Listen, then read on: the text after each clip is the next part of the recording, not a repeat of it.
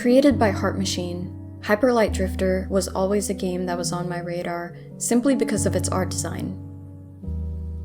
I was immediately drawn to its angular shapes and bright contrasted colors. The special edition came with the game, a 2-disc soundtrack, a Sprite Companion keychain, a lenticular Rosetta card which I completely forgot about, and a poster. One thing I really like about the game is that there is no written or spoken dialogue. The story is not told outright, and the events that occur are open for the player to interpret. When the protagonist speaks to other characters, pictures are displayed depicting their story and past experiences.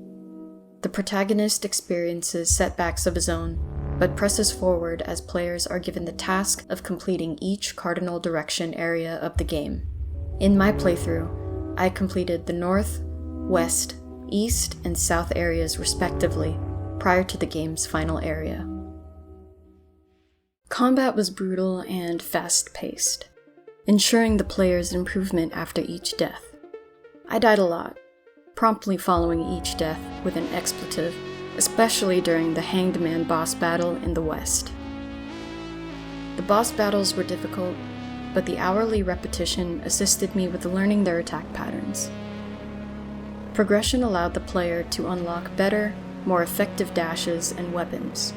Perfecting the chain dash proved to be a challenge at times, but was necessary in order to get to certain areas of the game. I was able to gain a decent grasp on the timing towards the end of my playthrough. My favorite battle strategy consisted of dashing through enemies causing damage to them, then blasting them immediately after with the blunderbuss. The game's environmental and character pixel art was incredibly clean and beautiful. It was nice seeing a lively environment with swaying plant life and rippling water effects, as well as seeing different weather conditions throughout the game.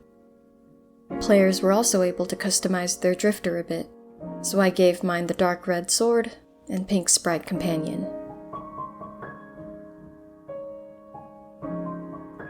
The ambient tones of the game's soundtrack rose and fell, effortlessly matching whatever was occurring in the game.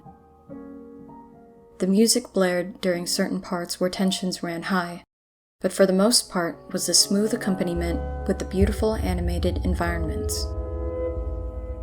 While Hyper Light Drifter proved to be frustratingly difficult at times, it was just one of those games where you learned from your mistakes and didn't win until you improved your battle strategy. This made each win against a boss satisfying.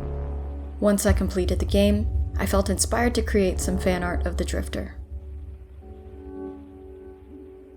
The new Drifter character you unlock after completing the game looked sick, but I decided I needed a break from constantly dying and moved on to another game.